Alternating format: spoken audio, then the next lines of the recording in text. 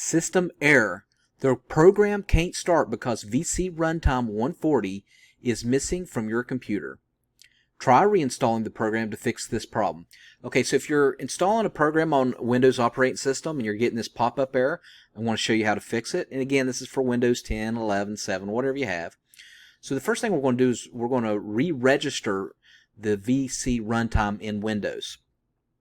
So in order to do that, what you do is you're going to run a command prompt. So you're going to type in CMD in the search on the very bottom left of your home screen in Windows. Type in CMD or just search for it, and then click on command prompt. And then to uninstall VC runtime, we're going to run a command. The command is regsvr32 space /u space VCRUNTIME140.DLL. And again, make sure there's a space after 32 and after /u. Run that. It's going to uninstall it real quickly. And then I want you to reinstall it. And to reinstall, it is a little bit different. So look at it again. This one is regsvr32 space VCRUNTIME140.DLL. And I'll put in the comment section the link to both of these. That way you don't have to keep typing it. And again, make sure there's a space after 32. And that's going to reinstall VC Runtime on your Windows. Now after you do that, what I want you to do is reinstall or restart Windows, your operating system, and then see if you're able to get in your program with this without this error. Okay, now after you do that, what I want you to do is you're going to do a system check on all the files. In order to do that, you want to go back to this where you could type in a command, type CMD right here, Cat Mike David.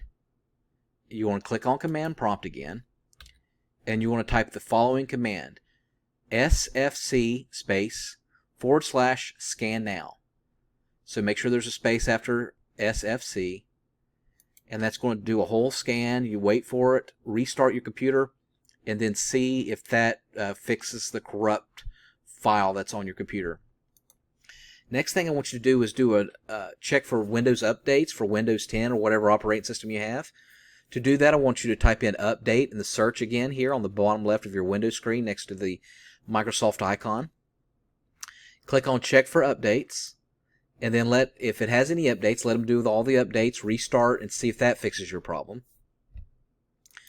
Next, after you do that, what I want you to do is you're going to repair Visual C++ 2015 through 2019. So that's going to be in your Windows operating system. And to do that, what you're going to do is you want to go to Programs. So type in Programs at that same spot for search. Click on Add or Remove Programs. And then from here, what I want you to do is you're going to scroll down, and it's going to go to Apps and Features right here.